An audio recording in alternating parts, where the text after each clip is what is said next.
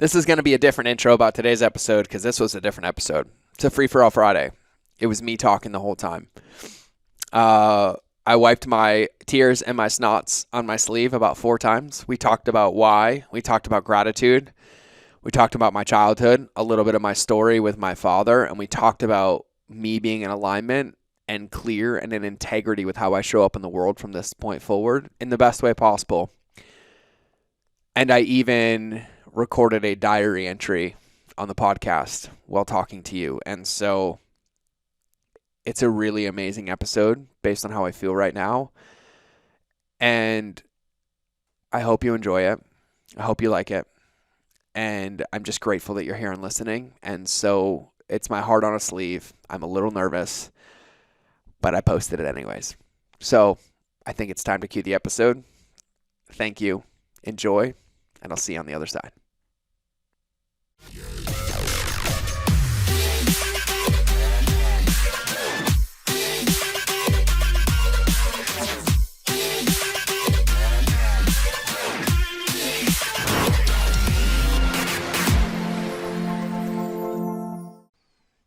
Welcome back.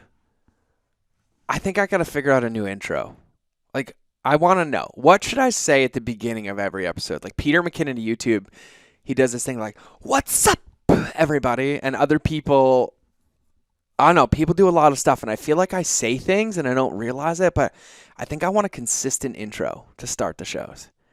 And so if you're listening to this, well, I guess you would be listening to this to hear me say this, so that was a silly thing to say. If you have any ideas, hit me up. DM me, whatever, text me if you have my number. I want to know, what should I say?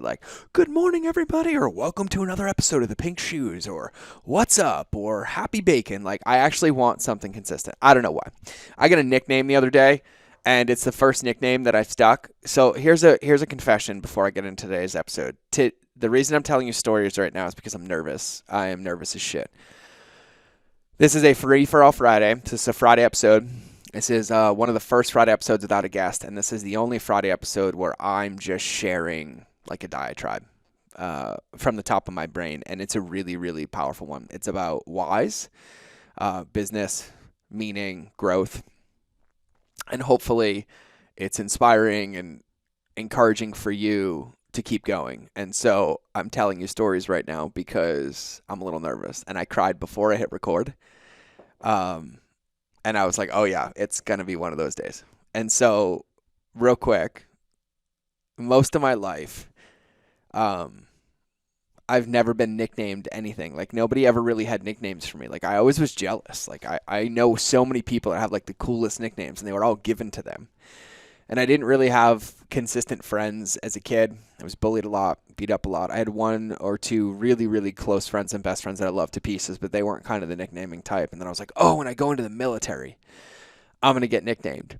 And you want to know what's funny is I did get nicknamed. I got nicknamed my 10th year in out of 12. And it took 10 years for somebody to nickname me the PT Devil, the physical training devil, because I was so obsessed with working out. Obviously I was running from my demons, and I really wanted to be in amazing shape, but I pushed it. I did things that I would never do again, like doing a burpee broad jump mile in Afghanistan, or taking a 7-ton tire, and I don't even know how much it weighs, and flipping it for 2 miles, which took me 6 hours. I did silly stuff, and then I was I always wanted to be the best. So finally my peers, it wasn't even my Marines, it was my peers nicknamed me the PT Devil because they never wanted to come when I was in charge of training. And so I got that one. But then anything else, I've always nicknamed myself. I wear pink shoes. I'm hey, nickname me. I'm I always wear hoodies, nickname me. But I don't know, I've never been nicknamed. And then I created this lighthouse concept inside of the business, and then everyone's you're the lighthouse. I was yeah, but I created that. And then literally out of the blue the other day, and they might listen to this podcast, out of the blue, one of my amazing mastermind members and team members and copywriter, Alex, was hey man, I got to tell you, my friend and I have a nickname for you. And I got so excited, I couldn't even let in on how excited I was. I got so excited. And it's this secret little, well, really it's this unhealed wound as a child. I just want to be seen. I don't know. It's this weird thing. I'm good with it now, but I got really excited. Let's just leave it at that. I got really excited. And he told me, and then I was kind of blown away, and I've been giddy ever since. And I was like, how do I embody that? Like, how do I own that? I don't know. And then I messaged the guy who he told me about that came up with me, and it was a massive compliment. It was really exciting, and it was kind of interesting. I didn't even know how to take it, but they nicknamed me the White Mamba. The White Mamba. And obviously, Kobe Bryant was the Mamba and that Mamba mentality. And they nicknamed me the White Mamba, and I don't know. I love it. I love it. I love it. I love it. I love it. I don't know what to do with it. I'm not going to run out and be like, I'm the White Mamba. I'm not going to put it like a jersey or anything. But it's just this really interesting thing. And so, yeah, that was a loop that I opened because of how to intro these things correctly. I always like kind of struggle back and forth of what to say when I close off because I don't want to script it. But I really like relationships beats algorithms is my thing. And I really believe that to my core. Like that would go on my headstone. Like it's what I want part of my legacy to be. But a nickname is one of those things. Like I was like, God, I wish I just kind of had a nickname. I don't know. That's it. That's it. So I'm totally. Thanks for listening to me ramble for 4 minutes. So today's episode is about whys. It's about whys. Whys, the meaning of whys, my history of whys. And the reason is because the day this episode releases is February 5th. And February 5th is my father's birthday. And so my father played a very critical role in my life and in many different facets, and the role changes based on the level of healing I've done as an adult. But there's just things that I reflect on and think about. So first, if you've never read the book Start With Why by Simon Sinek, you should. If you've never read the book Vivid Vision by Cameron Herold, you should. One of the biggest reasons I struggled for years in life and in entrepreneurship is because I didn't have any long goals. Zig Ziglar talked about this a ton. And he said, and I'm paraphrasing here, he said, I've never met somebody depressed or with anxiety that had a long-term clear goal. I've only met people that were depressed or with anxiety because they weren't clear on where they wanted to go. And when I think about my past, my journey, my life, every moment where there was a struggle, where there was resistance, where there was depression or anxiety, was due to my disconnection from a goal and measuring the moment. I was measuring the moment.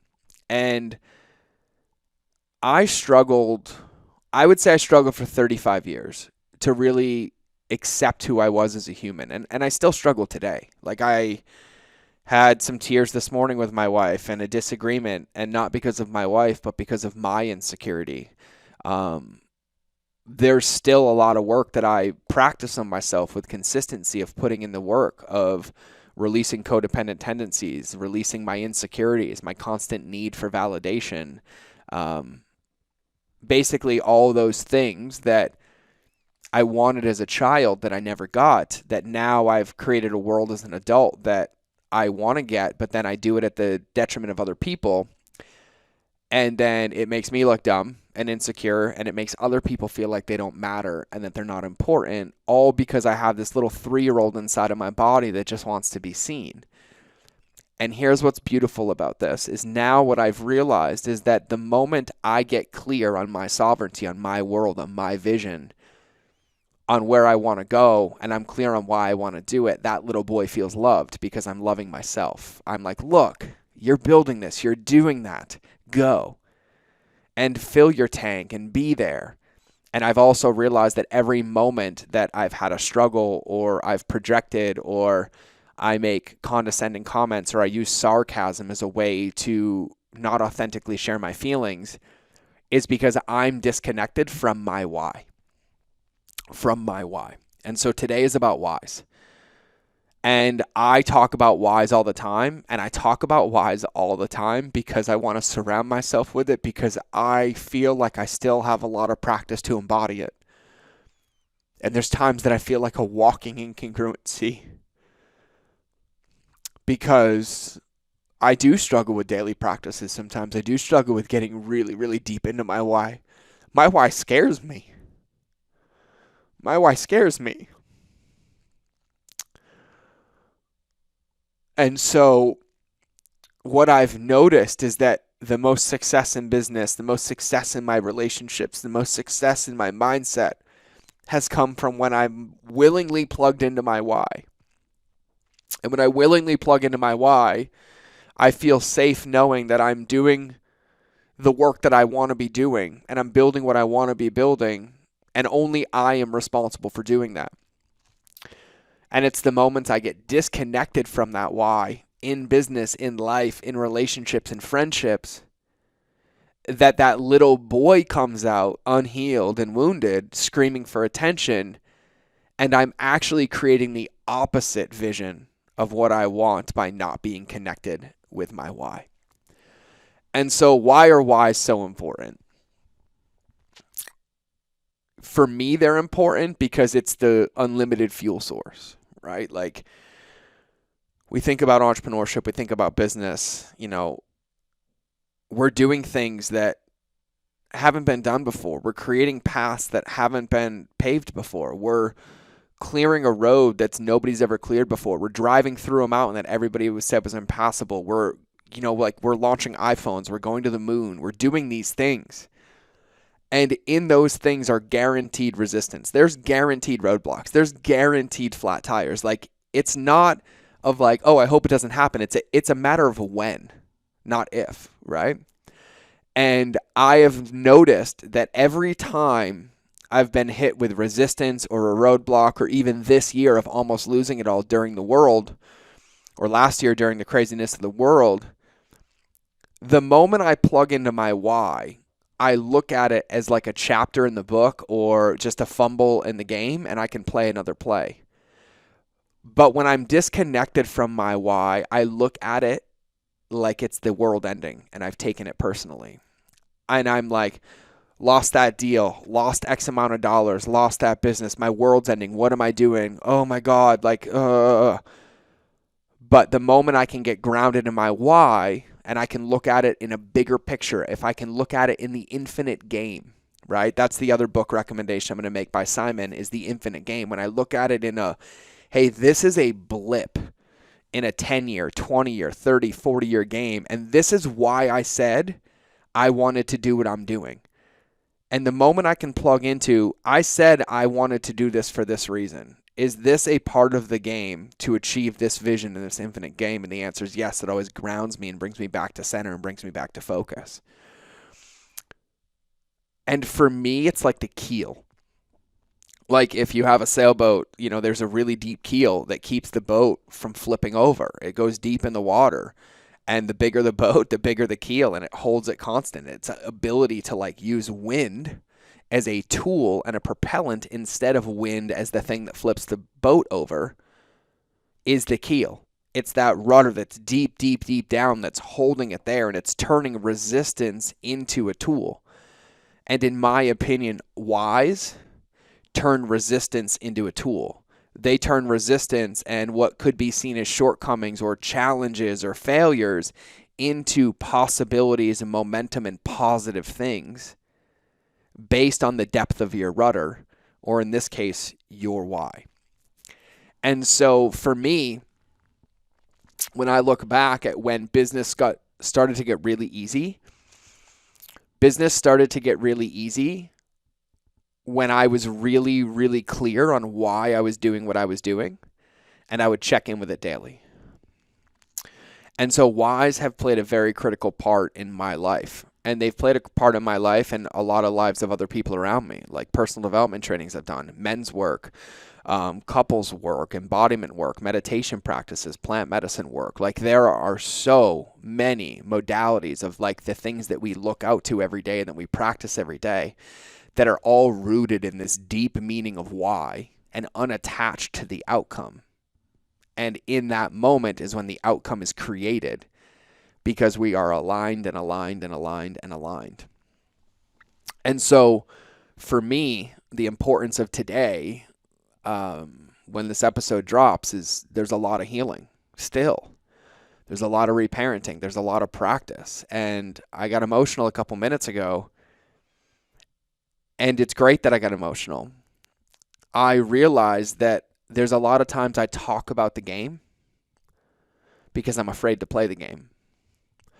There's a lot of times that I'll throw a play to somebody else because I'm afraid to run that play. And there's a lot of times that I hide in the familiarity of not being on the field instead of just getting on the field. And this is one of those moments. It's one of those moments where I realize that I say, and I've said to my wife, to my friends, to my family, to my team, why we're doing this and what we're building. But the moment I'm not around them, I'm on the struggle bus playing mind games with myself, really avoiding the acceptance of my vision because it scares me. Really avoiding the acceptance of my vision because there's still parts of myself that I get to accept. And I will say that in the years of me doing this, and I've been blessed to have the career that I've had and becoming a consultant and being behind the scenes of all these businesses all the way up to multi-billion-dollar businesses and being friends with all these people, is that the one true secret to success that I've seen, the one commonality that every single successful person that I look up to, that I idolize, that coaches me, that I know in my own success, has come down to a relentless pursuit of self-awareness, self-healing, and self-sovereignty. And my ability to be self-aware and then put it into practice only is possible for me when I am really clear on why I am here, why I exist, and why I'm doing what I do. And so that's my practice. That's the thing that I'm working on. And so I couldn't have thought of a better day, a better time, a better episode to talk about it and kind of have a Mind of George podcast confessional, because it really is simple. It really, really is. It really, really is. And so why do I do what I do? Why do I do what I do? Well, for years, I've been telling people that I do what I do so that my kids can have a better life. It's true. I've been telling people I do what I do so I and my wife can break a pattern of generational abuse and uncertainty and some of the stuff that I grew up with and do something different. True. Why do I really do what I do? Because I'm scared, and me doing what I do allows me to reparent and grow on my own without having to publicly own it. By helping other people, I'm secretly helping myself, but I'm not doing this for my kids because I'm here recording this and not spending time with my kids. And that's not the conversation I'm having, but it's a matter of priority. And so what I've realized now is that why do I do what I do? Well, I am pursuing my passion and alignment so that I can heal myself through helping the world and business and entrepreneurs and everything that I do to then be solid and become a servant and become a true giver. And I believe in my heart that I'm a true giver. I believe in my heart that I give away from the best places. But there are times that I give away from the best places and then I'm left with feelings that aren't ideal, because in the moment it was from the best place, but it opened up a wound of, wow, I still felt that. I was still attached to that. I was still there. And so, for me, when I look at my why do I wake up every day? Why do I do what I do? Number one is, even through the depths of darkness and depression and anxiety that I've experienced, even through the addictions and the pain and the codependency and the 12-step programs and the sex and love addicts abuse and anonymous and all these things, through all of it, I believe in my heart that I belong here, and I will never take that for granted, ever. And in that, though, I realize that every day I have to choose to live or I'm just slowly dying. And if I'm not in the pursuit of my growth, then I'm just stagnating. And my pursuit of my growth is not fast. It's not like 100. There's days it feels like a 1, there's days it feels like a 50, and then I'm told that it's a 2. But it's the pursuit of it. So my why, number one, is that I genuinely believe that I belong here, that I can make a difference, and that all of my life experiences have given me a particular set of skills and tools to first heal myself, to then give it away. And then the second reason I'm here is to heal that self, to become self-aware, self-practicing, self-sovereign, whatever I said earlier that rhymed, and then show up in a manner for my family in the same context that allows them in their power and in their happiness and in their true forms and in their true selves. And then I can give that away to entrepreneurs and businesses. But my true defined why right now, in this moment, on this day that I am recording this, and this day that you are listening to this, it will be the same. My current why is summarized as my pursuit of self-awareness and self-acceptance, and the practice of building myself into an asset. That's my why right now. That's my why right now. And that's a why that I believe in.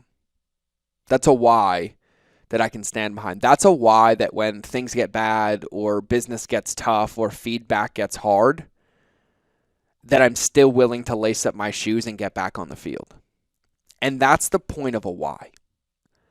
In my opinion, a why is the North Star. A why is that thing that when my head is down, when the cards seem to be stacked against me, when I'm wallowing in my crap, boo-hoo me, everything's there, I take a breath for a moment and I get a glimmer in my eye and it forces me to look up, and I look up into the sky and I see the night sky and I see that North Star. That's my why. Where I'm staring at the ground, moping, not realizing the beauty and potential around me just because I'm not looking in the right direction, that's my why. And that's how I see whys. And I practice my why. And my current level of growth is embodying my why. Like from it going from words on a paper to believing it in my soul, to going from words to beingness and action, to be silent but still embody it, to be in people's presence and have them feel light and love and heart, not that little 3-year-old boy who's caged thinking that everybody's going to hurt him and that he has to be the best at everything so that somebody likes him, which then prevents him from actually serving people and creates that self-fulfilling prophecy. And so that's my practice. That's my why. That's what I think about whys. And the other note that I had before I tell you a story was where gratitude fits into the why. I feel like gratitude is rocket fuel for whys, which is why I don't practice gratitude enough. I've intentionally, but made it look unintentional, avoided practicing gratitude in my writing and in my daily practice and in my relationship with others, because every moment I practice gratitude, it makes me a little bit uncomfortable because it makes me really vulnerable, but it also propels my results forward. And part of this pursuit of my why and my business and my growth is self-awareness, to where I'm finding the patterns in my life that are sneaky or that I've chosen to keep because it's more comfortable than it is pursuing something different. And so gratitude is like rocket fuel for whys. It supports the why. It reinforces the why. And then it rocket fuels the why and its implementation to life to get results, because it's a forced perspective. It's a positive perspective. It's like, and I'm pretty woo-woo about this, the moment you're clear on your why, or the moment I'm clear on my why, the moment I'm clear on my why and I have a gratitude practice, it's like everything around me conspires for me to be successful because I'm in alignment. If I'm having a gratitude practice but I'm not connected to my why, nothing works. If I have my why but I'm not grateful and aware of what's around me and having gratitude practice, nothing works. When I'm clear on my why and I have a gratitude practice, I feel like a superhuman, which is why I'm recording this podcast. I did a live video in our Facebook group the other day about being congruent, and I cried a little bit, and I was sad because I felt incongruent. I felt misaligned. I felt like I was talking about what should be done without showing what was actually happening. And I've been rebuilding and doing everything that we should be, but I haven't been talking about it because it made me feel wrong and bad and shameful, made me feel not good enough. And it was really exacerbating that little wound inside of me because I've intentionally ignored my why and my gratitude practice and the pursuit of it. And so there's been a lot. And so this podcast, I was like, this is a perfect opportunity for me to realign myself. And so that's what I'm doing with this episode. I'm realigning myself. I know my why. And I have so much to be grateful for in my life. My wife being the number one, who also gets the short end of the stick when I'm in my crap and insecure. My children, who are an absolute gift to witness growing into their own people. My friends and my team that stand in everything and this vision and possibility with me while accepting me as I am and riding this roller coaster with me. You listening to this right now for deconstructing a bad paradigm or belief or image that I've had around myself, and also the belief that when I'm raw and vulnerable and authentic, that it's okay. And you've shown me that over and over and over again. And, people are like, oh, you're so authentic, you're so vulnerable. And I was like, yeah, because you guys are also amazing about holding space and being a part of my journey as well. And I just have so much to be grateful for that I wanted to really plug into today. And so why does this happen? Like, why am I here? Why am I talking about this? And why am I doing this on my father's birthday? Because my father's no longer here. Rest in peace, Dad. And my father played a pivotal role in my life. And I've talked about my father so many times, both in a really negative capacity and in a really positive capacity, but never in a really empowered, mature, enlightened, observant capacity. And so I'm going to do that right now, just because that's what feels good to me. And if you don't mind, well, you're listening to this, I'm just going to talk out loud to my dad. So, Dad, Leslie Gould Bryant, I miss you a lot. I miss you a lot.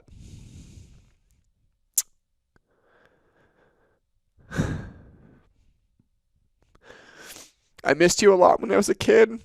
I missed you when I was an adult, and I miss you even more when you're not here, now that you're not here.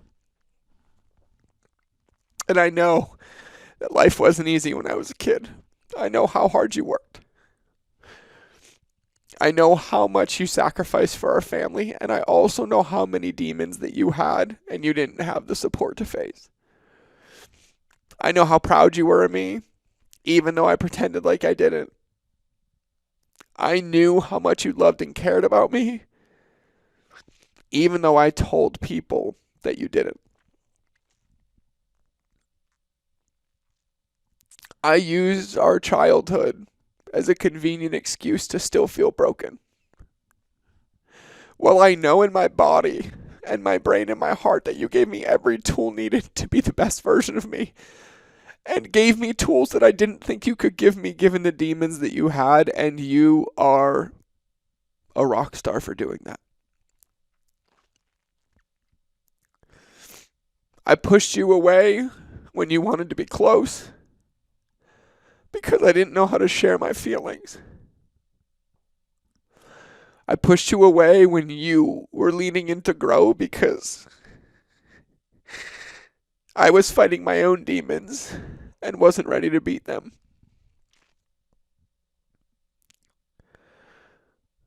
I lied because I resented you.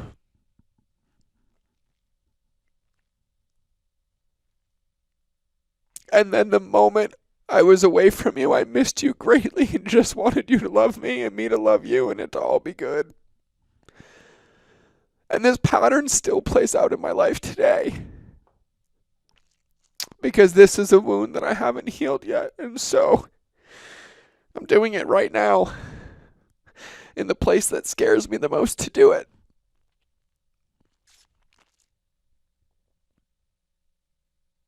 I miss you. And I am grateful that you were my father. And I am proud of you for working on yourself and doing the work that you did. I am proud of you for fighting your demons and beating your demons. I am proud of you for reinventing yourself and always leaning in. And I am so proud of you for never quitting. And I am so sorry that I would take that away from you. I am so sorry that I would spin negatives about the positives. I am so sorry that I did not find or choose to see the silver linings because I was too wounded and it was easier to blame you and project on you than it was to own my own demons. I'm sorry. I am sorry. You gave me a lot. And you gave me more than enough ingredients and guidance and leadership on what a father could be and should be than many other people that I know. And I've spent most of my adult life, even until this day, diminishing that so I could stay stuck in thinking that I'm broken or that something's wrong with me and take the shortcut. So no more. No more. And we had our issues, Dad. We had our fights.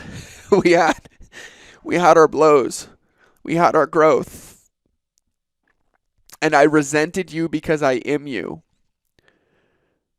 And I had a skewed image of you, which made me refuse to accept myself. But I'm proud to be your son, and I'm proud to be me. You were an amazing man. And I am so sorry that I ever portrayed that any differently. I am an amazing man. And I have refused to accept that. And when things have happened in life, in business, in my marriage, with my kids, that 3-year-old boy comes out so scared of losing everything that he just gets angry and mad at the world. And it's because I haven't known how to communicate with you. It's because I've never told you how I felt. And the truth is, Dad, is that you loved me. But for whatever reason, even at a young age, I couldn't feel that love. And I know that that wasn't because of you. And as I've grown and done the work I've done, I've now realized that I didn't even know what it felt like. I didn't know what it took, and I didn't know how to love myself. And you loved the crap out of me. You loved the crap out of me. I remember I used to get annoyed because every time I would come home, I'd go to the bank, I'd go to the coffee shop, and I would have 1,000 people tell me, "Oh, I saw your dad. He told me how proud he is of you. He told me how proud he is of you. He told me how proud he is of you. He told me how proud he is of you." And I never let those affirmations in because I was so resentful because I didn't know how to communicate and I didn't know how to share my feelings, but I see it. And I see it now. I see that my wife acknowledges me all the time and my friends and my kids do, and that the only person that isn't letting it in is me. I see that I have everything that I need, and the only person who gets to acknowledge me from this point forward is me. I see that you've given me tools, and you're still here with me every day in mind, body, spirit, and I can feel it. I see how much you loved me. I see how much you loved us. I see how much you loved helping people. And I see how you guided me and led me to a different path, even while you were figuring yours out. And right before you left, you managed to beat your demons and you showed me how to do it. And I've pretended that I've done it and not fully leaned in and leveraged every ounce of teachings that you gave me. So, Dad, and everybody listening to this, thank you. Dad, I love you. I'm sorry. I miss you. and I'm proud to be your son, and I am proud to be the man that I am, to continue to build myself and be an example for my family, my friends, my team, and the world.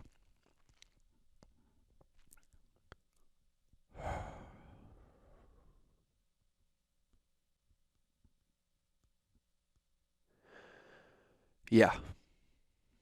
Yeah.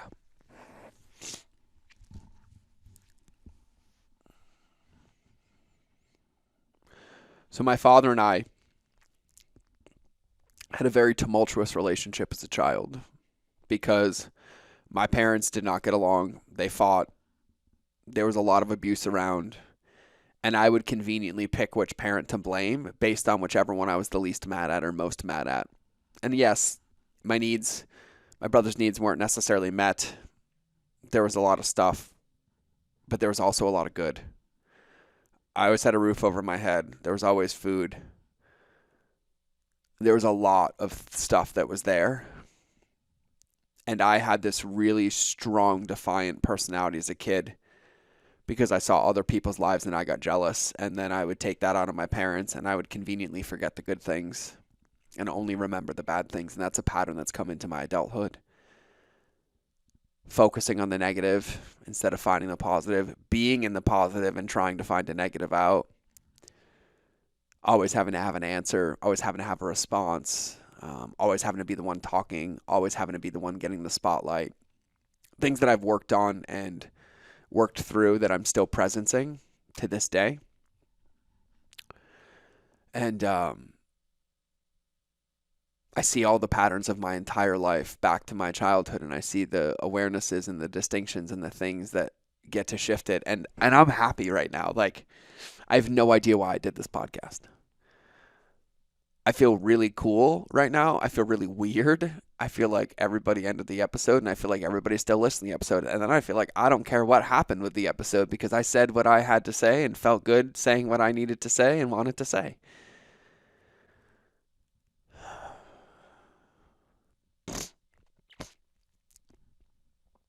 I feel about 1,000 times lighter right now. And I know my path. I know my purpose. I know what I'm good at. I know where I suck. And I mean that with love. And I know what I want to build. I know what I want to give away. And I know what I want to give myself. And so I just couldn't have thought of a better day to do this episode. My brain is literally like recapping the last 35 minutes and wondering if any of this made any sense to anybody, or if on the receiving end of this, it literally sounds like I just vomited all over the wall 85 different thoughts, but somehow they made sense to me. I have no idea. But what I do know is that I can confidently say that I love myself, that I love my life, that I love my family, that I love my team, that I love my friends, that I love all of you, and that I get to be focused on building myself into an asset and filling my tank and having my gratitude practice and staying aligned to my why. So that all of this is serving whatever reason it is I want it to serve, or moving me towards the vision that I want to create and build, but where every interaction is positive. Where it's positive, where it's light, where it's fun. And then when it's struggle bus time, that I have the right people around me for the right reasons, and I can share the right emotions to get the biggest breakthrough, to work together and to be aligned. And those are things I get to practice. Those are things I get to practice, and I'm excited to be able to practice them. I am. And I'm also a little sad. I have some sadness in my heart right now. I feel a little bit of sadness in my body. And I don't actually know what it is. I really, really don't. I don't. Oh, I know what it is. I just figured it out when I said that. I have sadness in my body because I have, for the past couple of months, been playing small in what feels like lying to myself. Because I know that the path to something different is being different. I know the path to something different is intentionality. And then energy put into that intentionality and being different. And for the last couple of months, I've avoided my feelings and I've avoided checking in with my feelings to be able to share them with those closest to me. My fear of moving, my fear of the business, my fear of my health, like all these fears. And instead, I avoided them, which meant I would just talk about them and talk about them instead of do anything about them. And so I have a little sadness as a way of healing, knowing that I know the path and I know the answer, and I've been talking about it instead of being it, and then telling everybody that I was being it. And so I'm just going to be it. I'm just going to keep putting it into practice. And business is easy for me. It's the intrapersonal stuff. It's the alone time. It's the leaning into my wife, to my children, to those close friends of mine, and being as connected and intimate as possible to facilitate everything and to really truly embody what it means for relationships to beat algorithms. And so I think I'm going to wrap this episode now because I don't have anything else to say. If you made it this far, thank you. If you made it this far and realize I am not your cup of tea, thank you. Probably true. If you made it this far and realize I'm more your cup of tea, thank you. Either way, just thank you. If this landed for you in any way, please put it into practice. Why, gratitude, start with why, the infinite game, anything that I referenced, Zig Ziglar, lots of stuff in there. If I can support you in any way, please send me a DM. If I can help you in any way, please send me a DM. I'm going to say this for everybody listening. I'm good.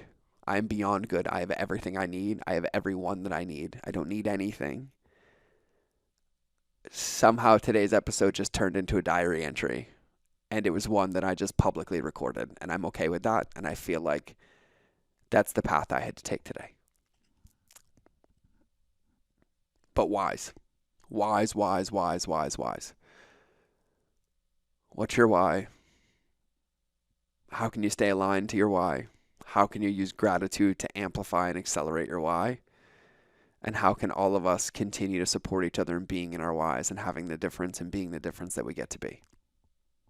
Thank you. From the bottom of my heart, if you're watching this video, you've seen me the whole time. I haven't been able to make eye contact with the camera. Thank you. I appreciate you. I love you. I love me. And now it's time for me to go love my family. Have an absolutely beautiful day. Remember that relationships will always beat algorithms. So I will see you in the next episode, or you will hear me in your earballs. But either way, it's time to cue that outro. Sayonara.